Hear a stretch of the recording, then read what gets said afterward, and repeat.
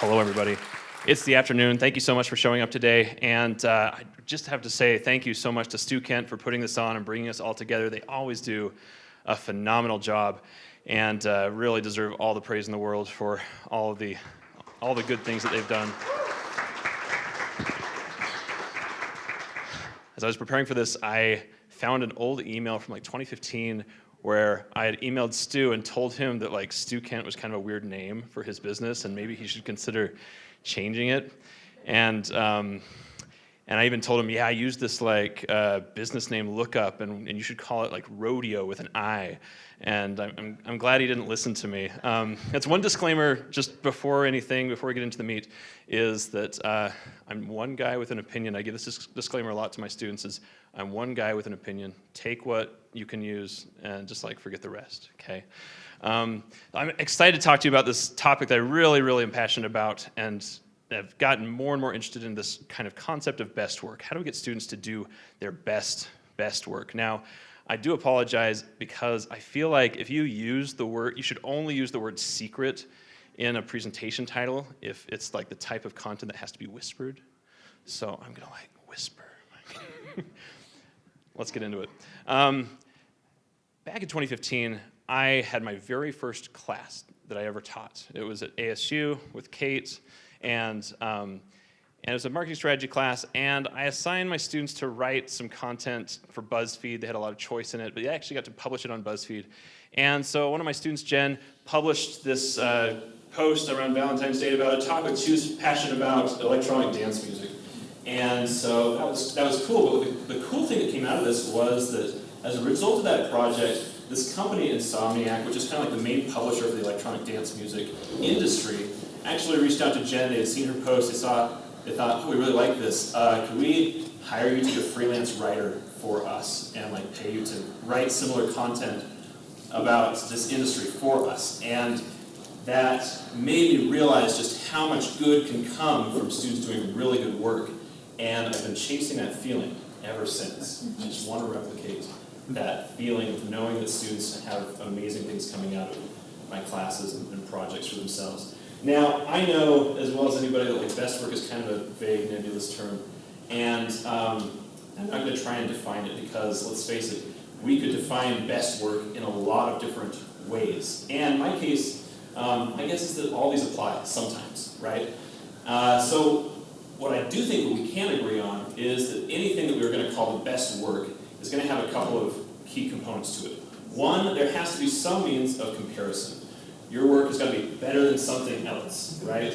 And then two, we have to have some criteria on which to decide that that is best and better than, okay? Sometimes multiple criteria. So we've got these couple of things that have to be true. One thing I was kind of thinking would be a fun way to flavor this presentation is to actually run some surveys among my own students and figure out what do they consider their best work. And so that's what I did. I surveyed 50, 60 students, and I asked them, think about what is the best work you've done in all of college. I said, forget classes, and don't pick like exams that you do well on, okay? Like specific work.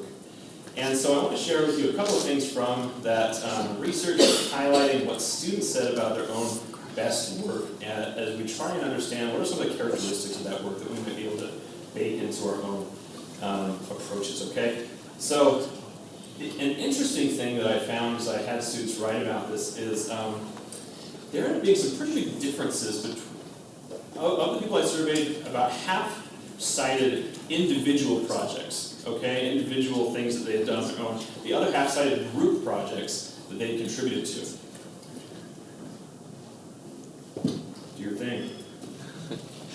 So anyhow, what I found is that the typical person who cited individual projects, they took about 10 hours for that work to call it their best work. Whereas a group project, they on average estimated they spent about 15 to 20 hours on that work, okay? So I think that's some interesting divisions that way.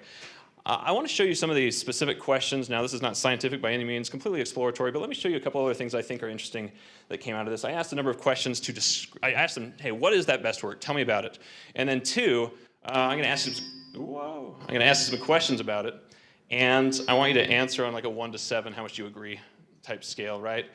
Let me just point out a couple of things I find interesting. Like, is competition playing a role in what students are calling their best work?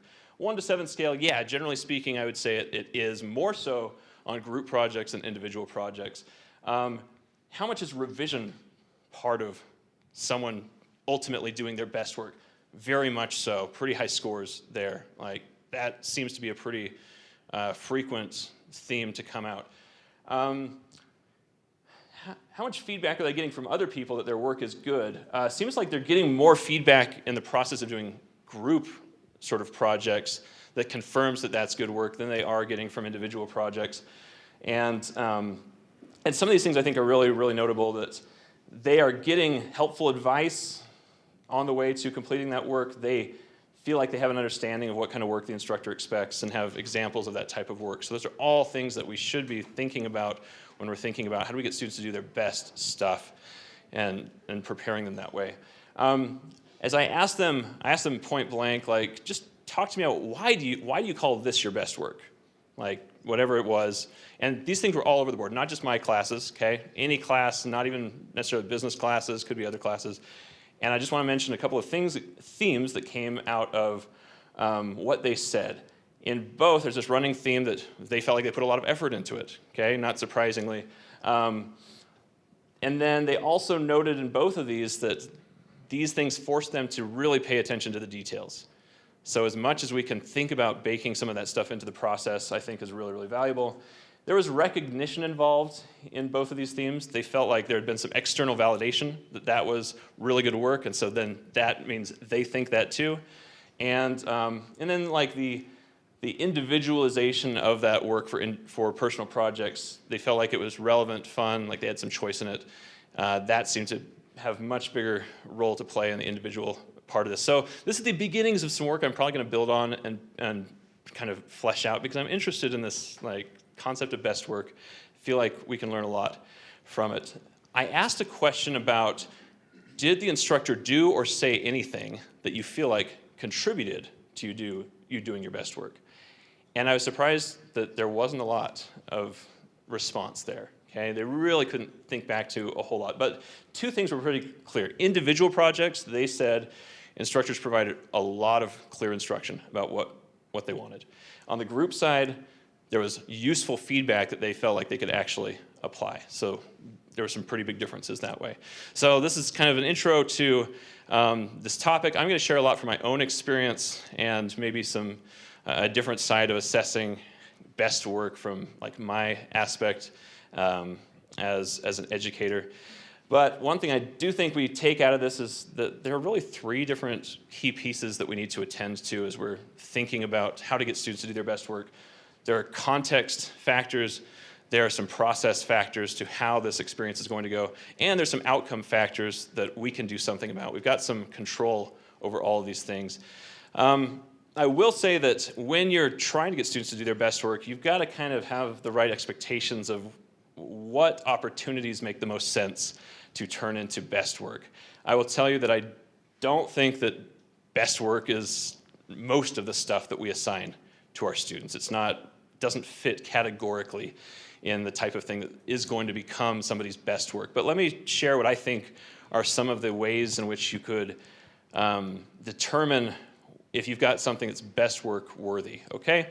And I've got an acronym that I've used for a while that I call, creating real projects, okay? REAL stands for relevance, entrepreneurship, audience, and leverage. And what I mean by this is, if you create the type of projects that could become somebody's best work, they're going to make some promises to your students that I think have really high potential. If your projects have leverage, you are committing to a student that you will need this in the future, and that you will potentially have some choice in this type of project. I think that that's pretty useful. I do a lot, I could talk a lot about the different types of projects that fit the relevance category. But in my classes, I'll teach students SEO through creating YouTube videos. And in many cases, that ends up being their best work. Thomas created a video about how to use chopsticks to eat noodles. Well, it's got 270,000 views on it like 3 years after publication. And so like he sees that as validation that he did it right, that he knew what he was doing, and I agree. Entrepreneurship, we're telling students, hey, this is something that you can build on, something you can own, something you could potentially extract some value out of after the class is over. I'll teach students to build websites, like full-on, legit hosted WordPress sites, and I'll even kind of get them thinking about the fact that they could use those websites to become consultants and entrepreneurs. And so like Taylor, she created a website and thought, oh, I'm going to use this to sell social media services. She has 3 employees now because of that website that was started in class. Who knew that that was going to kind of be the eventuality? We have to think about who the audience is for the work. Students are going to do much better work if they think their audience is somebody other than just the professor, right? So when we think about that in what we give students to do, we're telling them that you can validate how good you are from somebody other than the professor, and that's super powerful. We do a lot of client projects, and we'll talk some more about those types of audience validation things. And then leverage, we're telling students you can use this to get closer to your professional goals in some way. So I created an SEO and content strategy class, piloted it for the first time last year, and we just did lots and lots of hands-on projects, very much driven by what industry skills were in those areas. And after that semester, I had about 16 to 18 students in that inaugural class. 8 of them came back to me unprompted to tell me that they got jobs specifically because of something we had done in that class. And these are a variety of the different job titles that they ended up with. And so that's what we talk about by leveraging something we're doing in class to be able to get closer to their goals. So if you were wondering, like, do I have something that's, best work worthy? Ask yourself this: what is the best that could happen as a result of this thing that I'm going to make students do? If the ceiling on that is really, really high, you've got a good project, okay? If that has the potential to really impact the student's life way beyond class, you've got a good project, okay? So I want to then now talk about some of the specifics that go into getting students to do their best work on individual projects, and then I'm going to talk about group sort of work second to that. So let's talk about individual projects. And I guess I'm a researcher, so I might use this terminology of between versus within subjects design when we talk about best work. Best work between subjects meaning, like, this is the best work compared to other work. Within subjects would be, this is the best work compared to what that same person has previously done. So there are avenues for both of those types of things, okay? I want to tell you what I think is the most successful approach to getting a student to create their best work. And this is something I've tried out just since about a year ago with really, really good results. And we call this skyscraper type projects, okay? In a skyscraper project, you are going to show the student a skyscraper type of thing that already exists. And then you're going to tell them, now beat this, okay? You're going to show them something that is already considered good or really good, and then tell them, now you've got to do it better. You've got to build a taller skyscraper. Does that make sense? So let me show you an example of like one assignment that I've piloted to kind of do this. Again, you know that with these type of projects, there has to be a reference point, right? There has to be some means of comparison. So we'll start with doing something like, and this was in the SEO and content class, so I said, okay, do a search for something you're interested in, just a general topic, figure out what's already ranking really well in search results, okay? This is an actual example from one of my students, okay? The search was best flowers for making perfume. Found this article ranking number 1, number 2 in the results. Presumably that's good. Go and check it out. The other thing we got to do is validate whether that's really good content or just happens to be ranking well. And so I'll have students go use some SEO tools like Moz Link Explorer. You can get a free account sign up, and we'll go plug that certain post in and just see, is this good enough that other websites would actually link to it?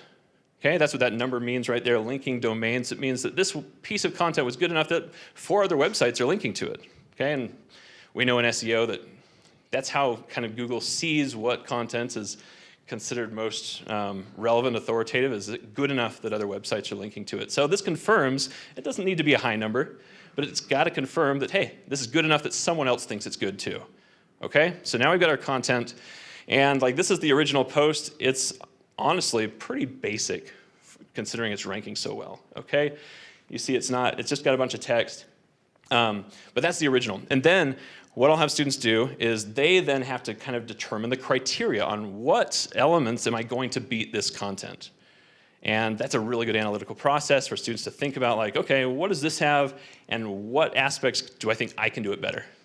And so this is Carly's actual kind of list of what she analyzed and looked at in that piece of content. And we'll do some practice in class to get them calibrated to this, to say, okay, here's where I think I'm going to tackle this and make a better version. And she's got her own website because we're building those in that class for this project. But so she comes up with this version. She's got a website, resourcefulskin.com, all about like using sustainable ingredients on your body and skin, that kind of stuff. So, so she creates this version, 10 of the best flowers for making perfume, and she kills this thing. She knocks it out of the park. We're talking, she writes 4,000 words for this blog post. The original had like 1,500. She writes 4,000. And she puts so much good content organized into it, pulls it from lots of different sources. And like this is the definition of a skyscraper, successful skyscraper content. Does that make sense? And you've got to make sure that there's a promotion strategy behind this. There's nothing that I hate more than someone creating something awesome and then nobody hearing about it. So you want to make sure that that's part of the plan too. Okay. My own experience is some of the best places to promote today are Facebook groups and Reddit communities sometimes, but largely Facebook groups or even traditional forums that are still active are good places to promote this kind of stuff. But like she sees this as her best content she has done in college, right? And she did it, like she put the time into it. And so when students do that successfully, you gotta make sure you recognize them.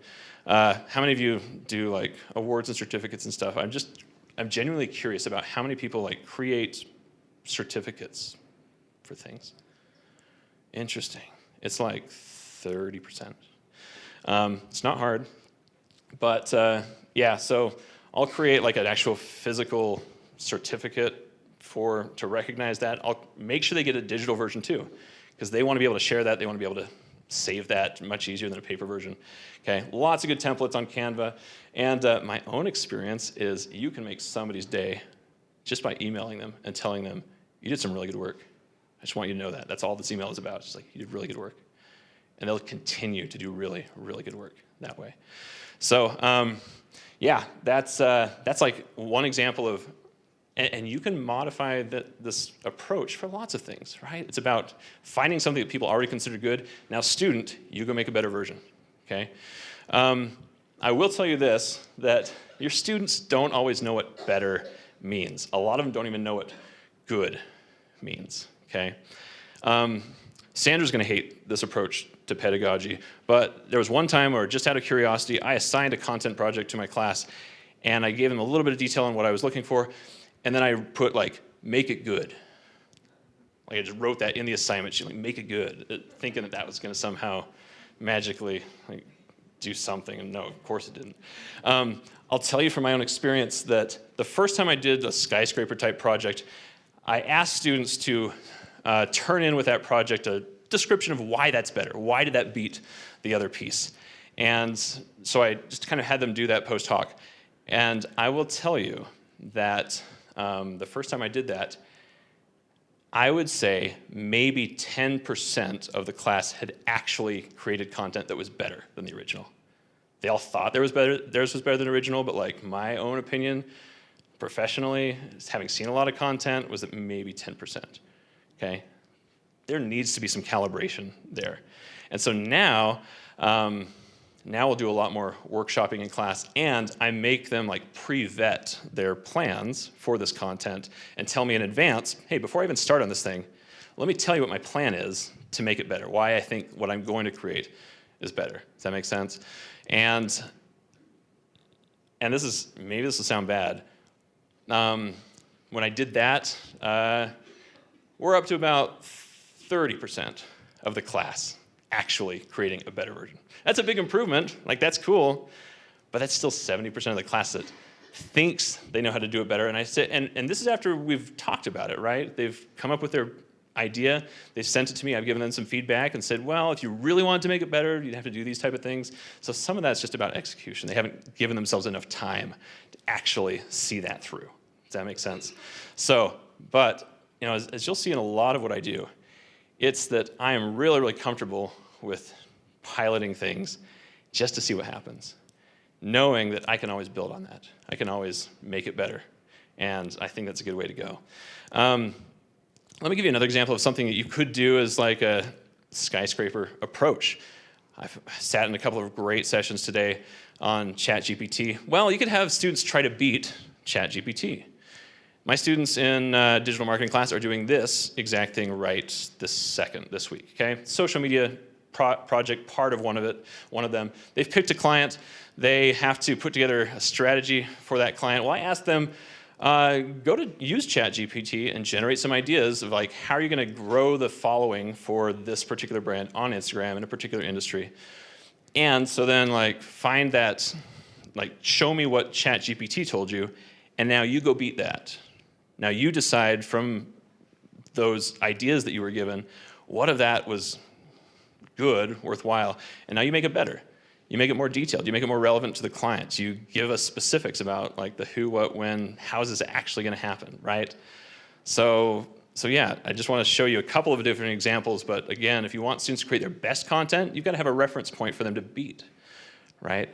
So, and I'll also have them prioritize those ideas to use some more critical thinking. Okay, what's actually going to get the best results or the most mileage? Okay, let's talk about how to get students improving on their own work. And unfortunately, the big secret is that there are no shortcuts when it comes to investing time, getting revision, getting feedback, and making changes as a result of feedback, okay?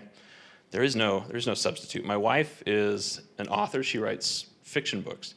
She like religiously keeps track of how much time she spends writing. So this is like her year-end graph of where she spent her time. She spent like almost 400 hours writing a book that was published in a mainstream publisher. She's got a New York agent and everything. She spent 400 hours on that book. She went through 9 revisions, right? Like that's what it takes to create something good enough to have that happen, okay? It's like there is no substitute. But I will tell you that you have a lot of control over maybe shortening the amount of time, decreasing the number of review cycles, okay? There are things that I think we can do. One of the things that I like to apply to my own projects and classes is I know if I can make my projects better semester after semester, I'm gonna shorten that time, the time it takes for students to get to their best work stage, okay? One of the things I love to use is something we often teach students when we're talking about like, how do we create good websites? It's called the lift model. The lift model is borrowed from industry. And the lift model basically uses a plane analogy. It says if you want to get a plane off the ground, you've got to get it some lift. You know, increase the force that pulls it up, decrease the forces that would drag it down. You've got to give it the acceleration. You've got to have the right fuselage. Okay, so we got these 6 different principles. And if you want people on your website to convert, you got to use these things in A/B testing to improve your pages. And if you want to make your projects better, you can use all these same principles. You can figure out how do I increase the clarity or the relevance of the material that my students have before they jump into this thing. You can figure out how do I decrease the anxiety or the distractions that students are potentially feeling when they're looking at this material. How do I figure out how to make the stakes higher, right? That's what the value proposition is about. What are the stakes? What happens if a student does this project? How can we make that pay off for them even more?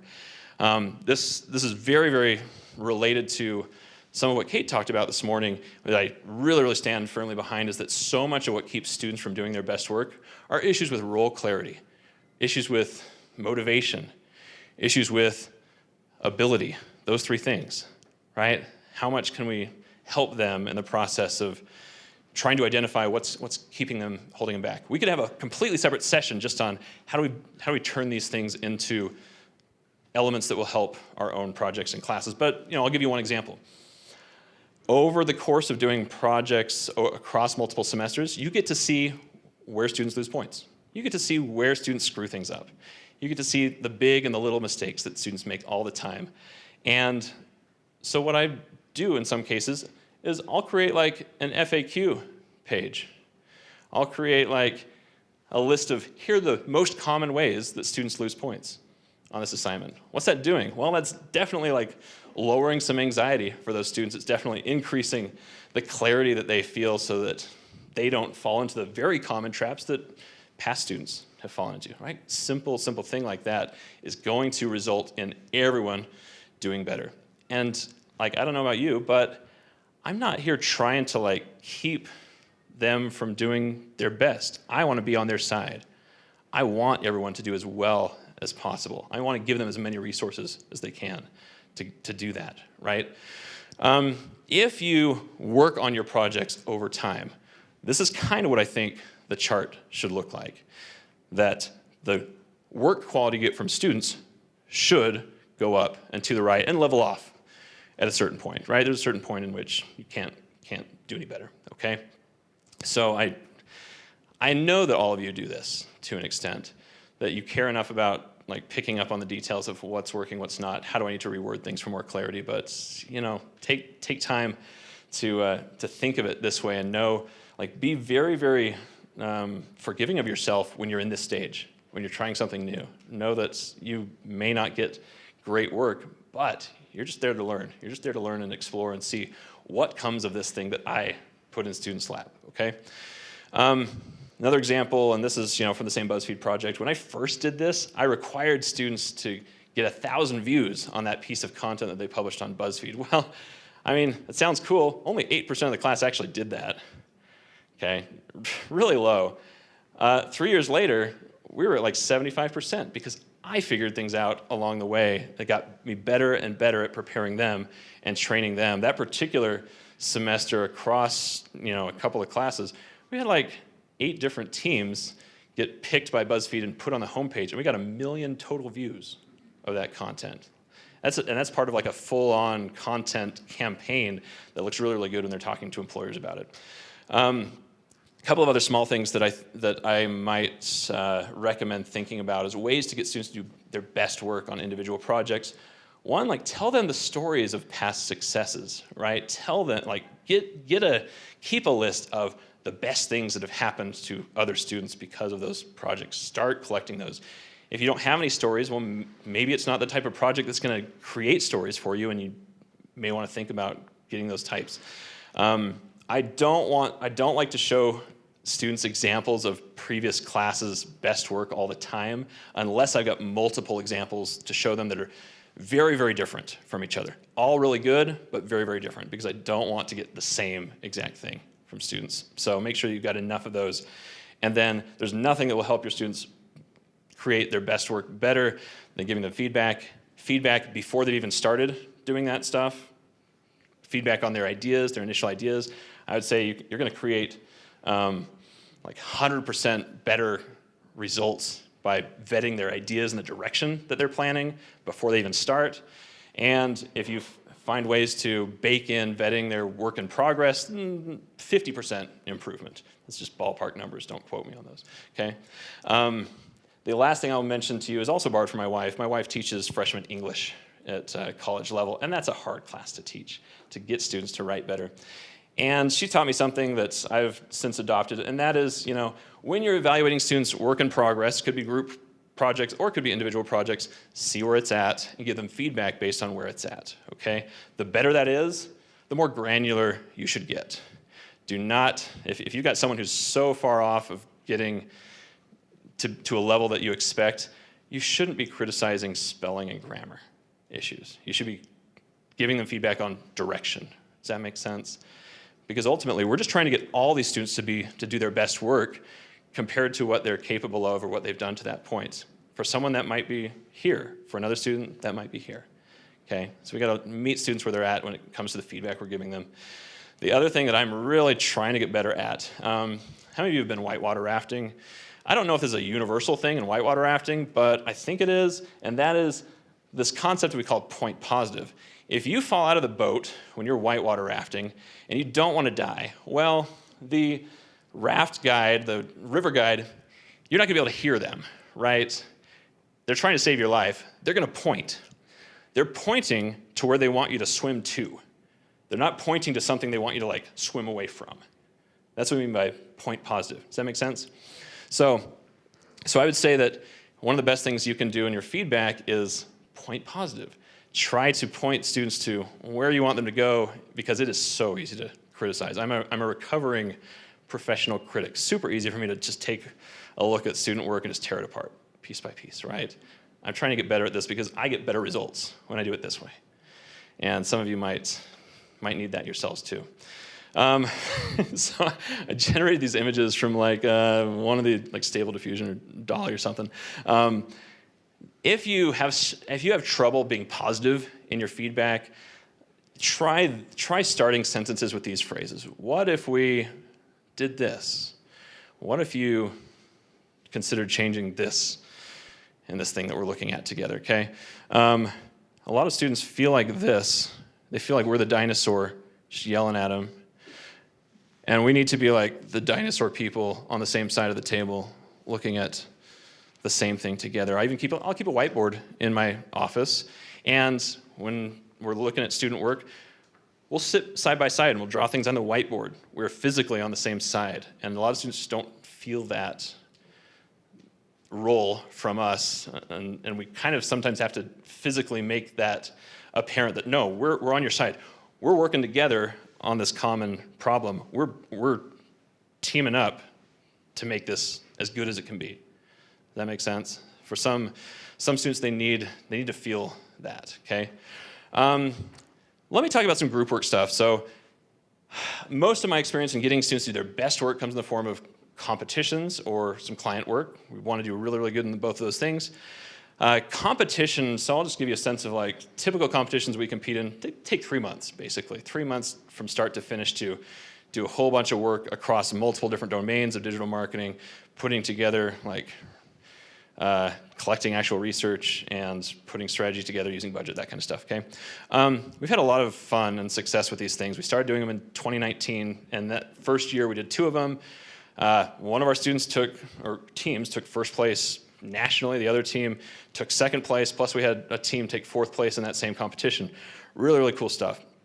Fast forward this year, we competed in this competition. They had 220 teams competing worldwide in this one competition, digital marketing competition. Go check it out if you want the URL down there. So 220 teams competed in this. I just baked it into class, and so we had a whole bunch of different teams doing this thing. Our students took 2nd place, 3rd place, 6th place, 11th place, and 12th place internationally out of 200-something teams, okay? So that's cool. So I picked the topic of this talk before, like we were still right in the middle of this thing, and I picked this topic. I'm like, I really hope some teams do okay. Otherwise, it was going to be kind of awkward. But let me tell you about how we got there. And I think some of the lessons involved, like when we did this, and we kind of got lucky the first times we did well in these things. And so we're still doing well in these things. We usually get in the finals or just outside the finals. We're still doing well in these things, but it's getting easier, right? It's getting easier, and bringing a bunch of different groups along to a place of all doing really, really well is the thing I'm learning a lot about right now. Does that make sense? So let me talk about a couple of things that go into this. One, how many of you have heard this phrase uttered at professors or teachers before? You can't care more about the work than the students do. Does that make sense? How many of you have heard that? A lot of us, okay? I don't believe it. Okay, that's kind of a toxic thing to say. But I gotta care. If I want my students to do their best work, I gotta care a lot. And I don't know how to measure how much I care versus how much they care on something like this, but I've got to have command of the situation. We do case competitions because they're so great. They're providing really integrative experiences, and I really want to do well because of that, because that's like the student's culminating experience. The other thing is there's a lot on the line for some of these students. If you look at all these students that did really well in this case competition, I'd say like 8 to 10 of them are international students, and they're trying to do something really, really hard. And that is, they want to stay in this country after they graduate. They want to try and get a marketing job here after they graduate. And if you know something about how I do that better, let's talk. Like, that's a burning, burning question in my mind, is like, how do I do that? And stuff like this is helping them show that they are really, really good, doing their best work and being able to show that off, okay? The other reason I'm like really motivated is because I have an arch nemesis. How many of you have an arch nemesis? I've got an arch nemesis. Do you want to see him? This is him. This is Constancio Carvajal Paranal III. Doesn't it sound like an arch nemesis kind of name? So Constancio is at University of Hawaii. They won the competition this year. They won it a previous year, right? So like he's my arch nemesis. Maybe you need an arch nemesis to fuel your fire to get students to do good work. I will say, like, I did send him an email, a congratulatory email after the last competition, because that's part of the narrative, right? Is the enemies have to make contact, right? So that's been done. Now he's part of the storyline. He doesn't know he's in this. If you know him, like, let him know we're enemies, okay? And sometimes I'll even like get students. I showed the students this too. I'm like, this is who we're fighting, right? This is channel it, right? So that's cool. Let me show you the details, the stuff that you can actually use. One of the things I did this time when we had the success is I tested for attention to detail right off the bat. So I got to create teams, right? I haven't done that yet. So what I did is I created a really pretty detailed quiz about the details of the case and the rules of the competition and the client. And I want to see, like, who cares enough to get those details down. They think that this is for a grade. They think it's a real quiz. And I test them on it, and I see who's got attention to detail in this. That's not the only criteria I use to create teams, but it's one of them, right? So if you want to do your best work, you've got to have some attention to detail.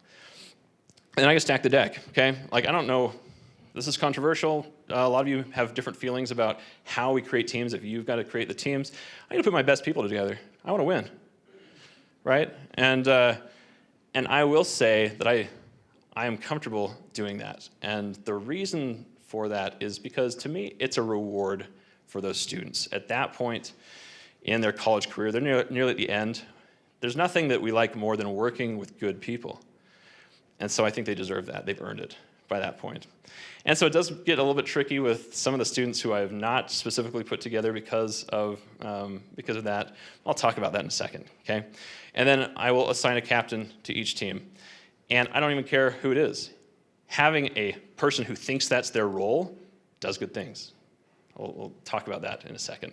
We need someone to just assume the role. Doesn't really matter if we really think that they're like leadership capable, okay? Here's a question that some of you might be asking, and that is, how do you get students to do their best work when you're also there like, criticizing their work and telling them that they need to get better? This is like word for word the question that I asked in a panel at MMA last fall. I was in a panel with other professors talking about case competitions. The person talking has taken multiple teams to like the finals of case competitions for other ones I don't compete with. And Adrienne Grumbine said something amazing. I wrote it down, and here's the quote. She said, "At the very beginning and during the process, I work hard to build rapport and get to know students and their lives, and I tell them to separate their work from their personal worth." Man, I need that. I need that lesson. We gotta get really good at that. This also comes from her. They need to understand that when I say this work is bad, they can't mentally translate that into, I don't like you. And a lot of them are doing that, right? We just gotta tell them up front and repeat that message over and over again. We're on the same side, okay? So that's something I'm really, really trying to do. I will say that doing some type of early peer eval really can help you set the tone. I keep my peer evals pretty basic. I'm mostly looking to see, hey, is somebody not doing what they're supposed to be doing?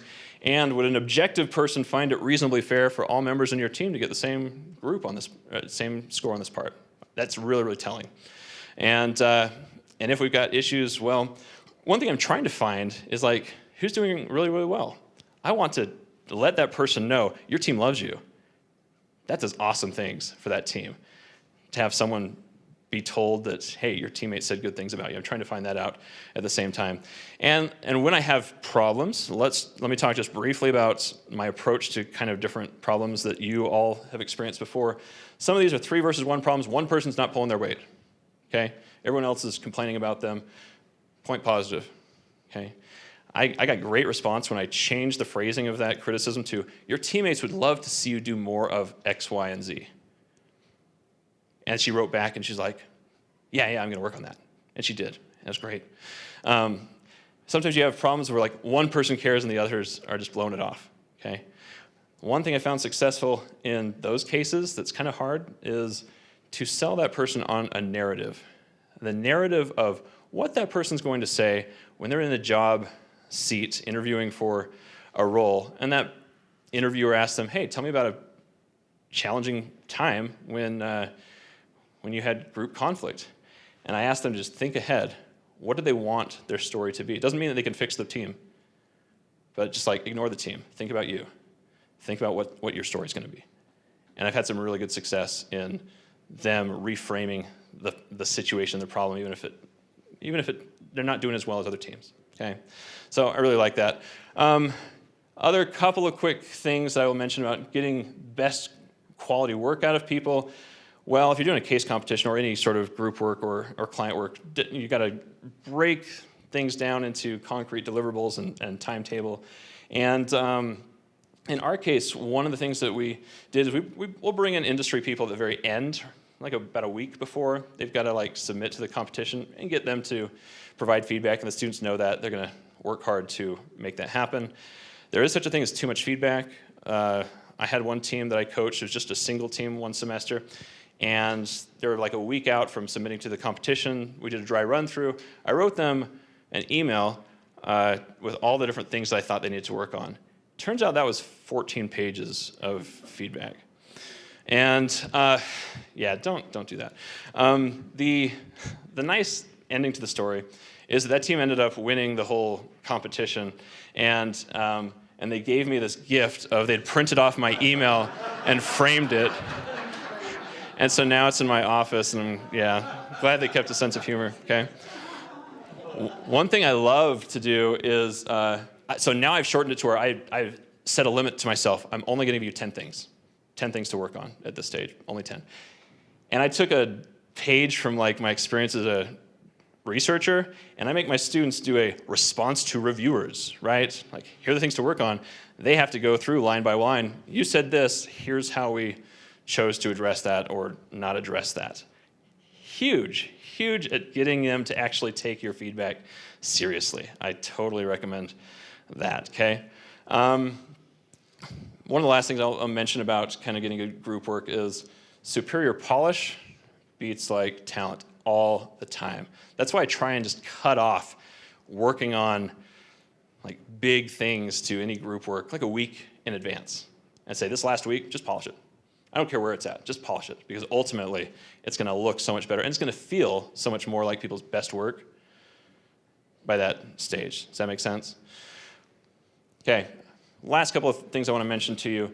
We got to make sure that students' best work actually pays off for them. I've seen a lot of good things mentioned about how we do that. We're trying to figure out how to make sure that students take advantage of that from a resume, portfolio, and recognition standpoint. I've shown this before in other places, like literally tell students what to put on their resumes as a result of what they've just done in your class or through your projects. If you do a group project, I'll literally tell them to like put this down as an experience section on your website. Call yourself a student digital marketing consultant working for Western Michigan University, and then each bullet point is a different client project that you worked on. Give a little detail that way.